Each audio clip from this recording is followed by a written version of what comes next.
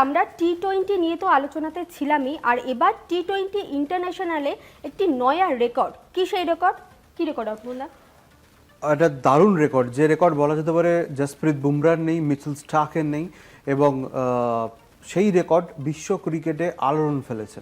ইন্দোনেশিয়ার ক্রিকেটে 1 ওভারে 5টি উইকেট নিয়েছেন, এবং শুধুমাত্র তাই নয়, ঘরোয়া ক্রিকেটে এরকম 1 ওভারে 5 উইকেট নেওয়ার নজির রয়েছে বাংলাদেশের ক্রিকেটারে, কিন্তু ইন্টারন্যাশনাল ক্রিকেটে, ইন্টারন্যাশনাল টি-20তে এই নজির এই প্রথম, এবং সেই কারণে আলোড়ন পড়ে গিয়েছে। কে আলোড়ন ফেলেছে স্ক্রিনে দেখতেই পাচ্ছেন আপনারা, তার নাম হচ্ছে গেদে প্রিয়ান্দানা।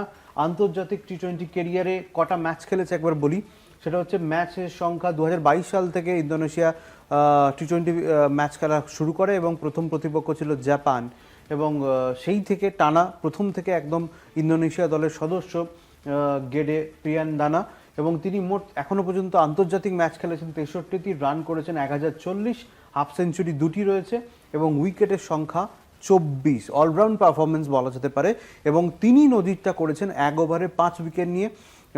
কম্বোডিয়ার সঙ্গে ম্যাচ ছিল ইন্দোনেশিয়া এবং কম্বোডিয়া, সেখানেই 105 রানে 5 উইকেট পড়ে যাওয়ার পর 1 ওভার বল করতে এসে নিঃশেষ করে দিয়েছে। অসাধারণ স্পেল বলা যেতে পারে এই ফাস্ট বোলারের, এবং মিডিয়াম পেস বল করেন, এবং জসপ্রীত বুমরা, মিচেল স্টার্কের রেকর্ড ভেঙেছেন গেদে। নিঃসন্দেহে একটা বড় মাইল ফলক বলা যেতে পারে তার কেরিয়ারের জন্য।